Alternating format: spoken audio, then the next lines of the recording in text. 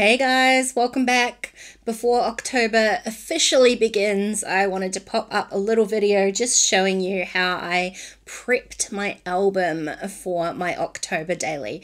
And of course, it had to start with a charm dangle. It had to.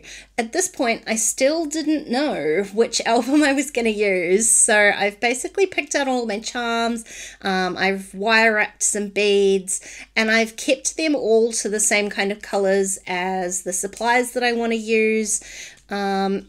Any of the albums that I had to choose from, I had 4 Life Crafted albums that I was considering. One was the clementine, the lavender, the dove grey, and the turquoise. So you can see this charm dangle would go with any of them. I love how colourful it is. Last year I kind of did Pinkoween, and I'm just so happy to be using all of the colours. Now I went pretty hard out with this charm dangle. I added a whole lot of charms. I think I've got something on just about every piece of the chain. I added all of my kind of larger charms first, and then I went back in and filled out some of the like spaces and the gaps and just evened out some of the kind of color distribution with these smaller little wire wrapped beads. And by the end of it, she was chunky. She was a chunky little charm dangle. So that certainly made my Halloween loving heart happy. And I knew once I had finished making this dangle that I really wanted to see it on an album, so I had to make a choice. Now, if you saw my previous video where I did my do or die list for October, you'll know that I chose the clementine album. So I've got my little clementine album, and I'm going to show you the easiest way to add a charm dangle onto these Life Crafted albums, and that is with one of these ribbon clamps or ribbon crimps. I don't know what you want to call them. I've attached charms to Life Crafted albums in many different ways. This was by far and away the easiest. I put the ribbon clamp over the top of the album, pressed it down, and this was secure enough to hold on my little chunky charm dangle, which is not unweighty.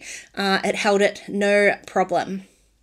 So you can see it here. It's a bit hard to kind of show you flat on the camera what it looks like. I love it when it's all set up right on its little spine and all of those dangles there. I just wanted to fill in the little book plate on the album, and I wasn't really sure how to do that. I started by working with some of these die cuts with a view pads. I kind of loved this October 31st one, so I've trimmed it out.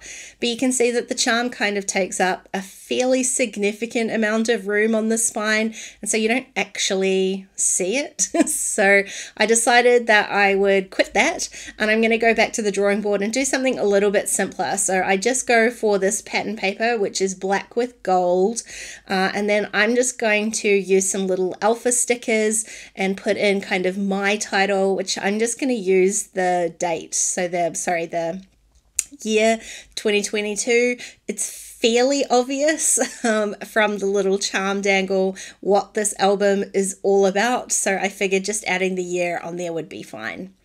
Added a little bit of stitching just to make sure that those alphas stay nice and tight on there, and then pop that in, and I like it so much better. It's so much simpler with that charm.